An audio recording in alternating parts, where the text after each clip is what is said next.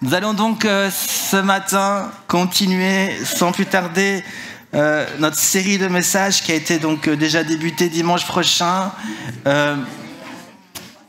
Béni, délivré, guéri. C'est le thème que nous sommes en train d'aborder ce matin. Et encore dimanche dans 2 semaines, et probablement il y aura encore un dimanche ou l'autre, tellement je me rends compte que Dieu a des choses à nous communiquer. Et je vous rappelle que le but de cette série de messages, pas juste de ce message, de cette série de messages, c'est de comprendre le cœur de Dieu. Comprendre le cœur de Dieu. Est-ce que nous comprenons le cœur de Dieu? Le cœur de Dieu, c'est de bénir, c'est de délivrer, libérer, c'est de guérir, c'est de sauver, c'est de transformer. C'est cela le cœur de Dieu. Et le but donc de cette série de messages est de nous amener à vivre cette transformation, cette guérison, cette délivrance, les bénédictions que le Seigneur a prévues d'avance pour nous. Et dans mon premier point, j'aimerais reprendre peut-être la pensée essentielle qui avait été amenée, mais juste compléter par quelques informations, parce que je me rends compte que certaines choses ont été dites, mais peut-être que ça pouvait faire réagir certaines personnes. Et dimanche dernier, donc mon désir était principalement de déposer sur votre cœur une vision de Dieu différente de celle que nous avons tendance d'avoir de Dieu.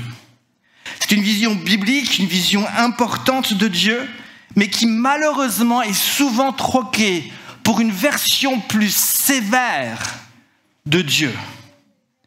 Quelle est cette vision de Dieu tellement importante lorsqu'on s'approche de Dieu et qu'on veut saisir son cœur, qu'on veut saisir ses bénédictions? C'est cette vision d'un père qui a les bras grands ouverts vers ses enfants et qui veut les bénir, qui veut leur donner toutes sortes de bénédictions pour accomplir sa volonté dans leur vie. Le psaume 23, que vous connaissez bien, le verset 5 et 6 disent: tu dresses devant moi une table en face de mes adversaires, tu oins d'huile ma tête et ma coupe déborde. Oui, le bonheur et la grâce m'accompagneront tous les jours de ma vie, et j'habiterai dans la maison de l'Éternel jusqu'à la fin de mes jours. N'est-ce pas ici la vision d'un Dieu qui veut nous bénir? Je dresse devant toi une table, et en face de tes adversaires, je oins d'huile ta tête et ça déborde. Oui, le bonheur va t'accompagner, et oui, tu vas habiter dans la maison de l'Éternel. La vision d'un Dieu, d'un Père qui veut nous faire du bien. C'est la vision que Jésus lui-même a essayé de transmettre à ses disciples lorsqu'il va donc leur enseigner, on l'a vu dimanche dernier, sur le sujet de la prière. Et ses disciples désiraient vraiment être enseignés sur ce sujet, parce qu'ils avaient observé Jésus prier. Et donc ils ont maintenant ce désir de prier efficacement, de manière à être entendus par le Père et être exaucés. Et donc, un disciple va s'approcher dans l'évangile de Luc, on va juste le relire, le verset 1, et il dira, il est écrit ceci: Jésus priait un jour à un certain lieu, lorsqu'il eut achevé, un de ses disciples lui dit: Seigneur, enseigne-nous à prier comme Jean l'a enseigné à ses disciples. Jean-Baptiste a enseigné à ses disciples. Et donc, la demande des disciples est claire. Ils sont en train de dire à Jésus: Jésus, on t'a observé, on a vu que lorsque tu pries, le Père, il t'entend. Le Père, il t'exauce. Et nous, on aimerait aussi comprendre comment toi tu fais. On aimerait être enseigné. On voudrait savoir comment nous aussi, on peut s'approcher du Père, adresser notre prière, être entendu et être exaucé. Quel est ton secret, Jésus? Et je pense que c'est notre désir à tous, de prier de manière à être entendu et être exaucé. Et donc, Jésus va leur enseigner rapidement, je ne vais pas refaire le message de dimanche dernier, il va leur enseigner le Notre Père, qui est donc des points de repère, une ligne directrice pour prier. Ensuite, il va enseigner plusieurs choses essentielles sur la foi, pour ensuite leur donner cette vision du Père, qui est un bon Père, qui donne des bonnes choses à ses enfants. Et je crois que si Jésus leur a enseigné cette vision de Dieu, qui est un bon Père qui donne des bonnes choses à ses enfants, c'est tout simplement parce que ce n'était pas une vision que les disciples avaient. C'est une vision que nous n'avons pas tendance à intégrer, à avoir, à garder dans notre cœur. Et j'aimerais donc vraiment, ce premier point, à nouveau vous faire réfléchir à cette pensée, car c'est une vision qui peut faire réagir et qui peut prendre du temps avant pleinement de l'intégrer. Mais je vous pose une question. Si ma vision du Père est seulement celle d'un Père fâché, ou même, on va même pas jusque-là, d'un Père très sérieux, un peu distant, qui ne manifeste pas beaucoup d'émotions. Et peut-être que là, vous dites, ah ben ça c'est mon Père terrestre. Mais si notre vision du Père se limite à cela, cela va forcément influencer sur ma manière de m'approcher de Dieu, sur les paroles que je vais lui adresser, et sur l'attitude que j'aurai.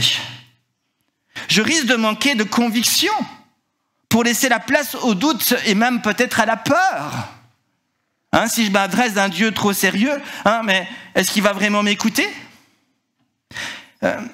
Imaginez que vous devez me demander quelque chose, ok ? Vous ne me connaissez pas, on va dire ça, ok ? Imaginez, vous ne me connaissez pas, mais vous avez entendu parler de moi et vous avez quelque chose à me demander, ok ? Et donc, voilà, il faut absolument que je demande quelque chose à ce pasteur Michel. J'ai quelque chose d'important à lui demander. Mais vous ne me connaissez pas trop, donc vous ne savez pas comment je suis, ainsi de suite. Alors, vous allez faire votre petite enquête. Vous allez vous renseigner sur moi. Vous allez commencer à parler, tu connais toi le pasteur Michel, tout ça, j'ai entendu parler de lui, on m'a conseillé d'aller le voir, mais c'est qui ? Et puis là, on vous renseigne un peu mal. On vous dit, le pasteur Michel, c'est pas un gars très souriant. Il sourit jamais. C'est un pasteur qui est très distant. Il fait peur. Il s'emporte facilement. Quand tu le regardes, tu trembles. C'est waouh. Et puis on te dit cela. Petit à petit, quelle est la vision qui va commencer à s'installer dans ton cœur ? Tu as pris tes informations.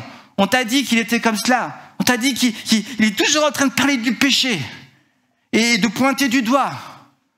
Dis waouh, petit à petit, moi je vous dis une chose. Vous allez commencer à recevoir une vision qui ressemble à peu de choses près à ceci.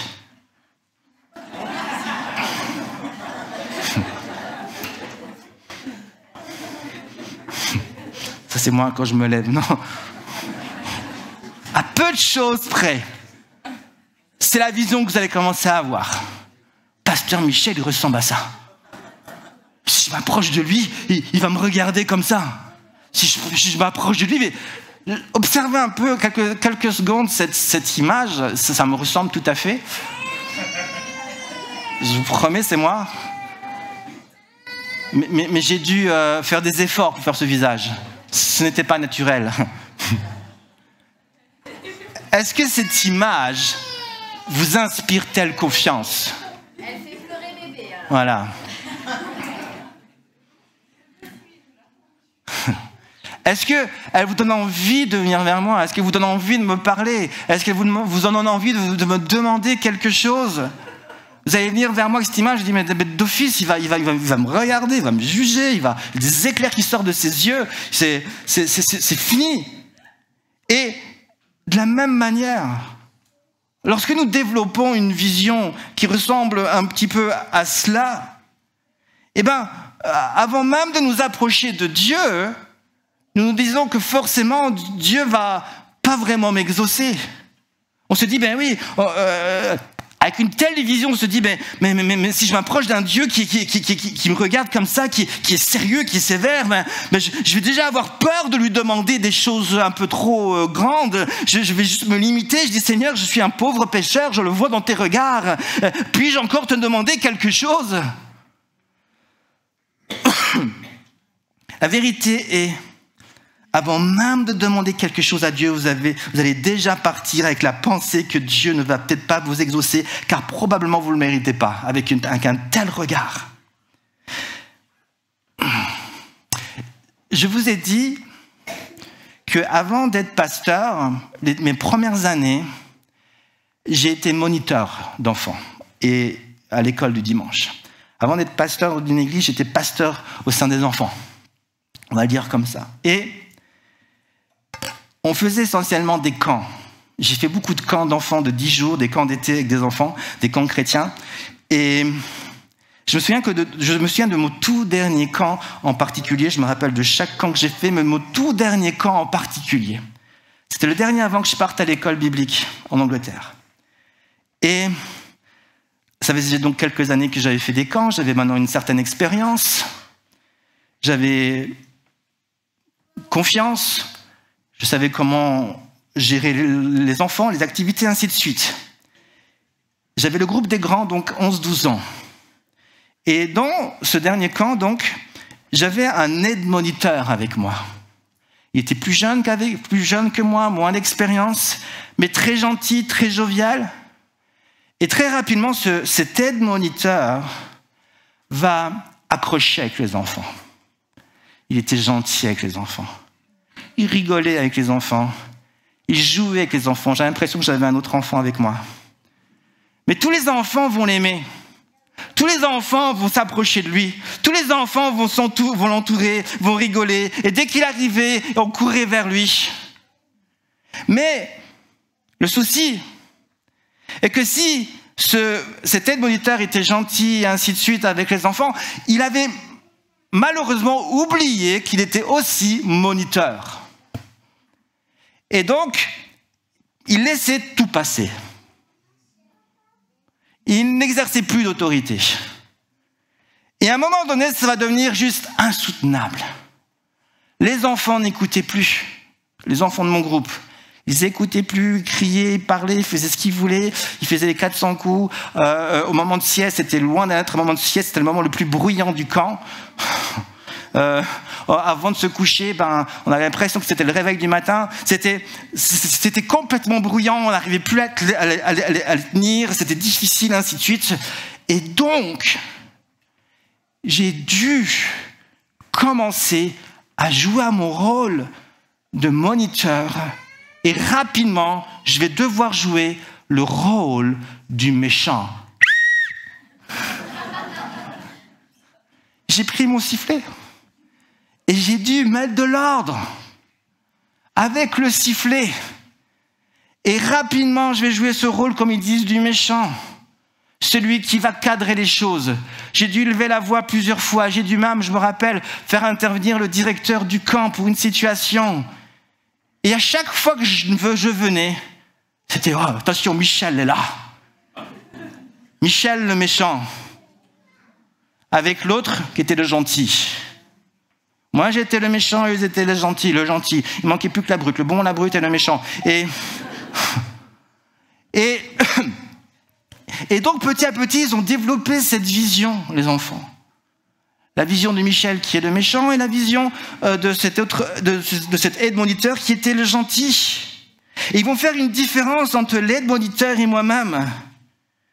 Et à cause de cela, aucun enfant osait venir vers moi. Ils me fuyaient comme la peste pour rester avec l'aide-moniteur. Alors, je n'ai pas voulu entretenir cette vision-là en eux. Et tout en restant leur moniteur principal, j'ai dû faire quelque chose.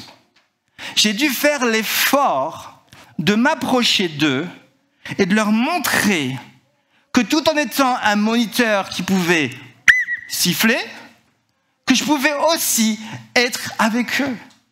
Je pouvais aussi jouer avec eux. Je pouvais aussi les écouter, je pouvais aussi rire avec eux.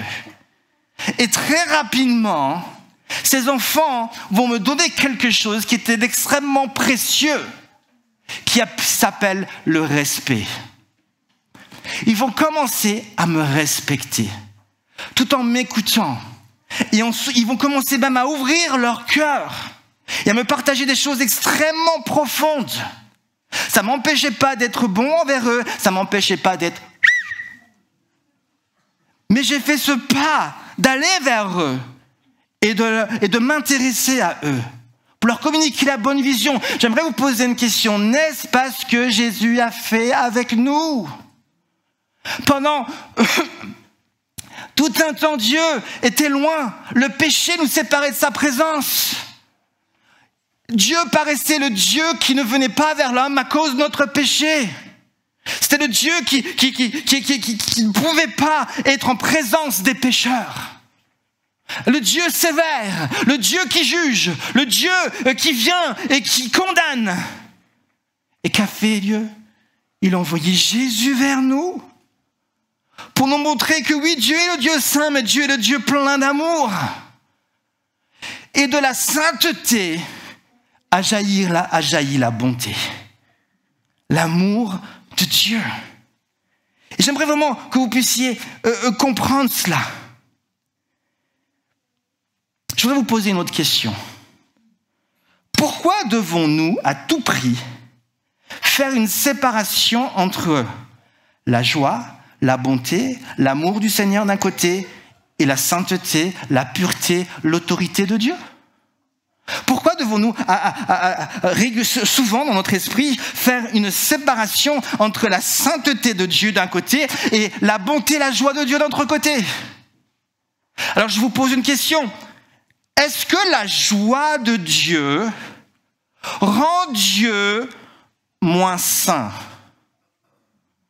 Et est-ce que la sainteté de Dieu rend Dieu moins joyeux et bon? Mais souvent dans notre esprit, même quand on regarde les autres, on dit oh, ce gars-là, il est un peu saint. Il se tient bien, il est saint. Il est certainement saint parce qu'il rigole jamais. Puis l'opposé, oh oui, il rigole tellement, il faut se méfier de lui.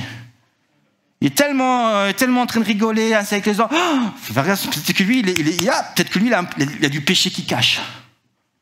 Puis inconsciemment ou consciemment, souvent, on fait comme une différence. L'église, ce sont les saints, ceux qui ne savent pas s'amuser. Vous l'avez tous entendu. C'est la vision qu'ils ont. Hein, l'église, voilà. Et puis dès qu'il y a un peu trop de joie, oh là là, il manque la sainteté.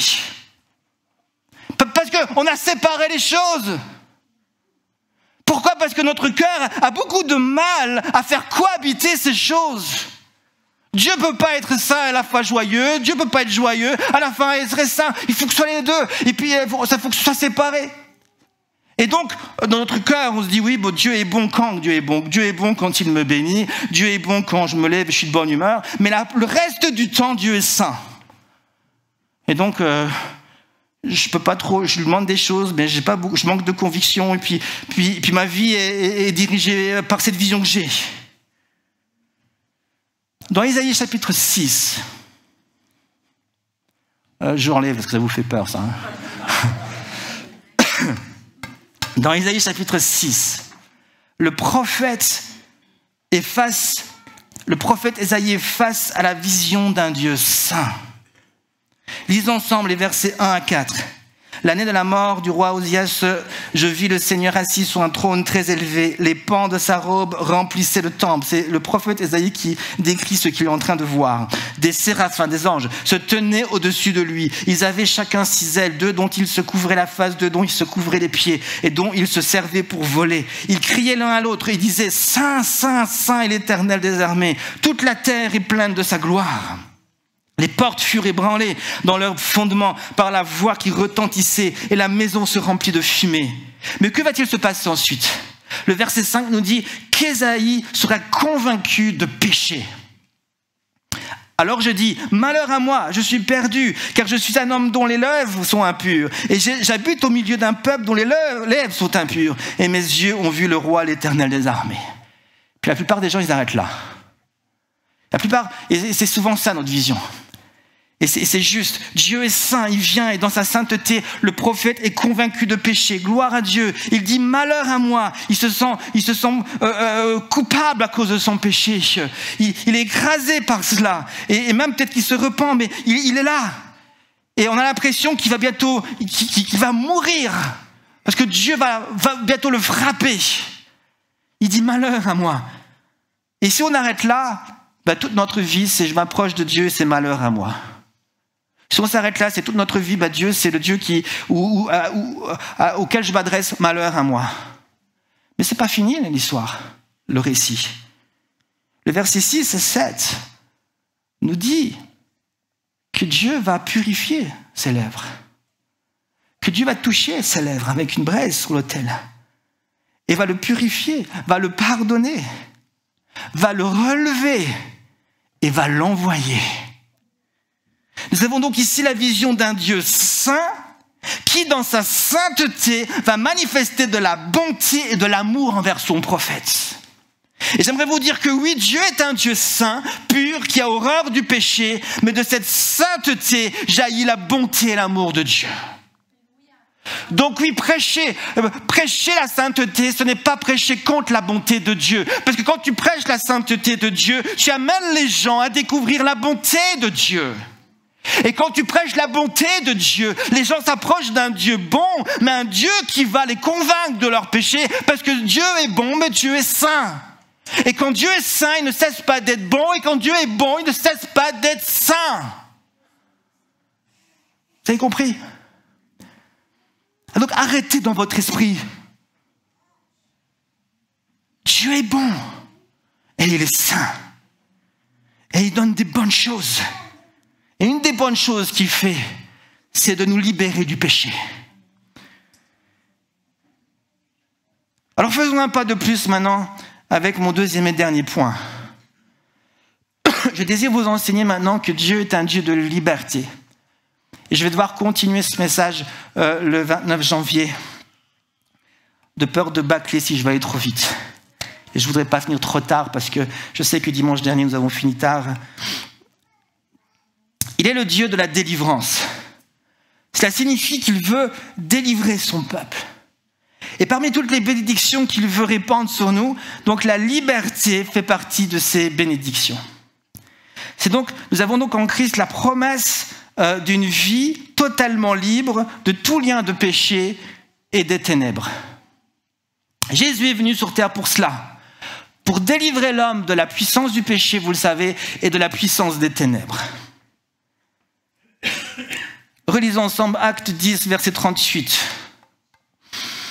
Vous savez comment Dieu a oint du Saint-Esprit de force Jésus de Nazareth, qui allait de lieu en lieu, faisant du bien et guérissant tous ceux qui étaient sous la domination du diable, car Dieu était avec lui. Et voilà ce que donc je désire vous enseigner dans ce dernier point, je le déclare. Votre vie n'appartient plus au prince des ténèbres. Votre vie n'est plus sous l'influence du péché. En Christ, les liens ont été coupés. En Christ, les chaînes sont tombées. En Christ, les forteresses ont été démolies, détruites. Vous êtes libre et ça vous donne le droit d'être libre. Ça vous donne le droit d'être la personne que Dieu veut que vous soyez. Donc, le péché ne peut plus régner en vous. Vous avez reçu cette liberté. En Christ, vous avez reçu cette liberté. Mais la question est maintenant... Est-ce votre réalité de chaque jour? Est-ce que c'est votre réalité dans chaque domaine de votre vie?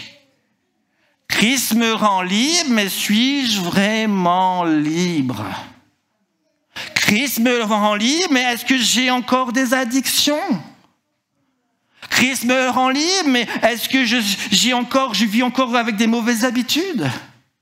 Christ me rend libre, mais suis-je vraiment cette personne que Dieu veut que je sois? Et si cela n'est pas totalement ta réalité, comment cela peut le devenir? Il va malheureusement me manquer de temps, comme je l'ai dit, mais on va quand même essayer de réfléchir à cela.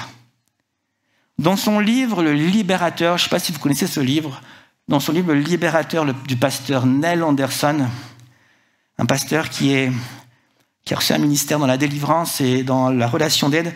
Il nous fait part d'une lettre qu'il avait reçue au tout début de son ministère. C'est une femme qui écrit cette lettre et elle exprime dans cette lettre une prière à Dieu. Et voici ce qu'elle écrit. « Cher Dieu, où es-tu? Comment peux-tu me regarder sans m'aider? Je souffre tellement. Et toi, tu ne t'en soucies même pas. Si tu t'intéressais à moi, tu mettrais un terme à cette souffrance ou bien tu me laisserais mourir. Je t'aime, mais tu sembles être si loin. Je ne peux ni t'entendre, ni te sentir, ni te voir, et pourtant je suis censé croire que tu es là. Seigneur, eux, je les sens et je les entends. Ils sont présents. Dieu, je sais que tu existes vraiment, mais en ce moment, c'est leur existence qui me semble plus réelle. Je t'en prie, Seigneur, permets que quelqu'un me comprenne. Pourquoi ne veux-tu pas faire cesser tout ça? Je t'en prie, Seigneur, je t'en prie. Si tu m'aimes, tu accepteras de me laisser mourir. Une brebis perdue.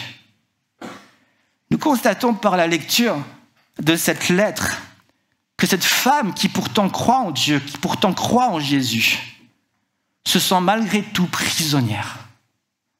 D'après ce qu'elle écrit, la présence des ténèbres est bien plus réelle dans son quotidien que la présence de Dieu.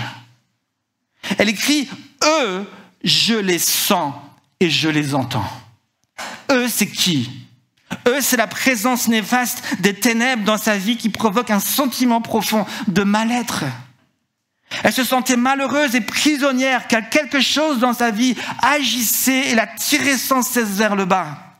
Il lui était incapable de trouver la joie et de faire le bien qu'elle voulait faire. Mais le bien qu'elle voulait faire, c'était plutôt... Elle était incapable de le faire. Et c'était le mal qu'elle faisait et qu'elle voulait pourtant ne pas faire. Le bien que je veux faire, je ne le fais pas. Et le mal que je ne veux pas faire, c'est ce que je fais. Je ne sais pas si ça vous rappelle un texte de la parole de Dieu que nous reprendrons dimanche 29, pour bien l'expliquer. Elle est prisonnière. Pourtant, elle croit en Dieu. Pourtant, elle croit en Jésus. Pourtant, c'est une femme, on comprend l'histoire, c'est une femme qui allait à l'église, qui malheureusement, après avoir écrit cette lettre, elle va faire une tentative de suicide, mais elle va se louper heureusement, et puis plus tard, elle va faire des pas avec Dieu et vivre quelque chose au niveau de la délivrance. Mais c'est une femme qui aime Dieu, mais qui pourtant est prisonnière. Un prisonnier ne fait pas ce qu'il aimerait faire, mais il fait ce qu'on lui oblige de faire, même s'il ne prend aucun plaisir dans cette action. Un prisonnier aspire à une liberté qu'il ne parvient pas à vivre. Et peut-être que ce matin, tu aimes Jésus, tu as le salut, tu as l'assurance de la vie éternelle, mais peut-être que dans certains domaines de ta vie, tu es encore prisonnier de quelque chose. Tu es peut-être prisonnier d'une addiction, prisonnier d'une pensée, prisonnier de quelque chose qui te pousse à faire des choses que tu n'as pas envie de faire. Mais qu'est-ce que nous avons dit? Nous avons dit qu'un enfant de Dieu est une personne qui est libre en Christ. Un enfant de Dieu est quelqu'un qui a reçu le droit d'être libre. Alors comment, tu me dis, comment est-ce possible qu'un enfant de Dieu peut encore tomber? Comment est-ce possible qu'un enfant de Dieu peut encore pécher? On pêche tous par choix. Ça arrive à tout le monde. Et heureusement qu'il y a la grâce, le pardon. Mais beaucoup plus que vous pourrez imaginer sont poussés à faire des choses alors qu'ils n'ont pas envie de le faire vraiment. Parce qu'ils sont encore dans des liens, des forces qui les poussent. Au début de ma conversion, je vivais quelque chose comme cela. Alors que j'avais donné ma vie à Jésus, Jésus était venu dans ma chambre, il m'avait délivré. J'ai vu des démons partir, enfin je les ai entendus surtout partir. Et pourtant, malgré après cela, il y avait encore des choses dans ma vie, dans certains domaines de ma vie, qui m'empêchaient d'être pleinement libre. Et j'ai dû comprendre certaines choses. Il y avait comme des forteresses qui avaient besoin de tomber. Et la question, c'est comment nous pouvons concrètement, pratiquement, voir ces forteresses tomber et vivre la liberté que Jésus veut nous offrir. Parce que Jésus ne pardonne pas à moitié. Jésus ne libère pas à moitié. Galates 5, verset 1 nous dit que c'est pour la liberté que nous avons été libérés. Dieu nous libère pour que nous soyons vraiment libres. Et c'est quelque chose que tu as besoin de comprendre. Si en ce moment tu vis des choses difficiles dans ta vie, tu vis je sais pas, il y a des obstacles dans ta vie qui t'empêchent vraiment de prendre ton envol, sache que les choses peuvent changer. Les choses peuvent changer. Parce que ce que la Bible dit est vrai. Les chaînes en Christ sont déjà tombées. Les liens ont été brisés et les forteresses se sont écroulées en Christ. Alors nous verrons dimanche 29 janvier, soyez présents, où on va voir comment, concrètement vraiment, on peut vivre cette pleine libération des cœurs. Mais ce que nous pouvons déjà faire en conclusion à ce message, c'est déclarer la parole de Dieu et quelques promesses de Dieu que nous allons déclarer comme des flèches que nous allons lancer en direction du camp de l'ennemi. Amen. Car nous sommes dans un combat spirituel et nous allons le voir, le combat se passe dans nos pensées. Et nous devons apprendre aussi à nous appuyer sur la parole de Dieu, à la croire dans notre cœur et à la confesser avec notre bouche. Romains 10, 9 à 11 nous dit « Si tu confesses de ta bouche le Seigneur Jésus, si tu crois dans ton cœur que Dieu l'a ressuscité d'entre les morts, tu seras sauvé. Car en croyant du cœur, on parvient à la justice, et en confessant de la bouche, on parvient au salut. Selon ce que dit l'Écriture, quiconque croit ne sera pas confus. » Nous voulons donc confesser ce matin. Vous êtes d'accord avec moi ? Qu'on veut confesser pour terminer la parole de Dieu comme des flèches. J'ai failli prendre l'arc, mon fils a un arc, j'ai failli le prendre pour faire un petit geste prophétique, mais je ne l'ai pas fait. J'ai dit que j'ai déjà fait beaucoup avec le sifflet et autres, et mon visage, je vais vous faire peur. Mais, on va juste donc encore ce matin, juste confesser ensemble. On va confesser, vous êtes d'accord avec moi ? Est-ce qu'on peut juste se lever et ensemble nous allons déclarer la parole de Dieu. Et chaque promesse là, chaque parole est une flèche que nous lançons vers l'ennemi. Et avant de confesser la parole de Dieu, peut-être que tu peux juste prendre un instant et réfléchir à une situation qui te concerne, une situation dans ta vie, à toi particulièrement, une situation qui doit changer. Tu as besoin de vivre une percée spirituelle dans un domaine de ta vie. Je te laisse maintenant quelques secondes pour essayer de juste réfléchir à cette situation et de la placer devant tes yeux. Pense à une situation particulière dans ta vie. Tu as le droit d'être libre ce matin. Tu as le droit d'être libre ce matin. Tu penses à cette situation en particulier. Maintenant, tu imagines, tu prends ton arc. Alléluia. Et il y en a bien plus dans la parole de Dieu, mais j'ai choisi pour vous 9 flèches. Et tu as 9 flèches dans ton carquois. 9 belles flèches, 9 flèches pointues, puissantes, qui vont faire du dégât dans le camp adverse. Et là, tu te prépares. Tu as cette image devant tes yeux, cette situation que tu es en train de vivre, qui te pourrit peut-être la vie, qui t'empêche d'avancer. Et là, dans ton cœur, tu saisis le nom de Jésus. Alléluia.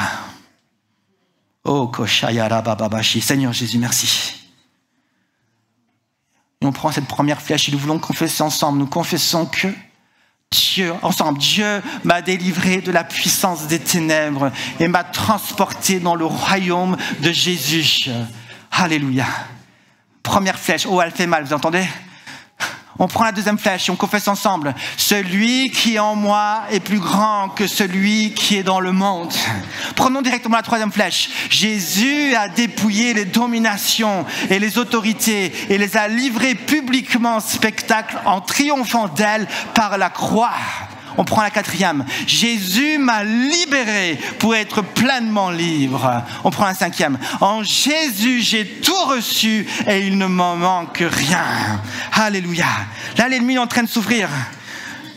Alléluia. Mais c'est pas fini. C'est pas fini. Parce que vous n'avez aucune pitié pour lui. Et vous allez vouloir en finir avec lui. Parce que lui, il n'a pas de pitié pour vous. Alors on continue, on l'écrase. Les meurtrissures de Jésus m'ont guéri. On le confesse. On confesse que Dieu est ma lumière et mon salut. De qui aurais-je crainte? Dieu est le soutien de ma vie. De qui aurais-je peur? On continue. Dieu pourvoira à tous mes besoins selon sa richesse avec gloire en Jésus-Christ. Et une dernière... Je suis assis dans les lieux célestes avec Jésus et l'ennemi est sous mes pieds. Amen. Est-ce qu'on peut applaudir le Seigneur? Merci Jésus. Alléluia. Merci Père éternel. Alléluia. Alléluia. Merci Seigneur Jésus, je te remercie pour ta présence. Je te remercie pour ton esprit qui agit maintenant dans nos cœurs et dans nos vies. Seigneur, tu as fait de nous des guerriers, Seigneur Jésus, dans le monde spirituel. Tu as fait de nous des combattants, des enfants de Dieu. Seigneur Jésus, ce matin encore, nous comprenons que nous avons reçu le droit d'être enfants de Dieu. Le droit, Seigneur Jésus, d'être libre. Le droit de t'appartenir. Le droit de marcher et de connaître ta volonté. Le droit d'être heureux selon ta volonté. Le droit d'être joyeux selon ta volonté, le droit, Seigneur Jésus, de marcher dans la prospérité, celle que tu as prévue pour nous, Seigneur Jésus, le droit de croire, Seigneur Jésus, que tu répands encore tes grâces en abondance sur nous, Jésus. Père éternel, nous saisissons pleinement toutes les choses que tu veux nous donner. Père éternel, nous nous levons en ce début d'année 2023, le cœur rempli de confiance, le cœur rempli d'assurance, sachant que tu seras avec nous, Seigneur Jésus, que tu as tracé un chemin pour nous, Père éternel, et nous allons marcher à ta suite, nous allons marcher dans tes empreintes, Seigneur Jésus, et nous allons, Père éternel, conquérir chaque terrain que l'ennemi nous a volé, Seigneur Jésus. Père éternel, nous n'allons pas nous asseoir et rester assis, découragés, Seigneur Jésus, mais nous allons relever la tête ensemble, Jésus, et croire que tu es encore le Dieu Tout-Puissant qui revient bientôt avec gloire, Seigneur Jésus. Nous n'avons pas à rougir de croire en toi, Jésus, mais nous sommes fiers de t'appartenir. Nous sommes fiers d'appartenir au roi des rois dans le nom de Jésus. Amen. Amen. Alléluia. Merci Jésus.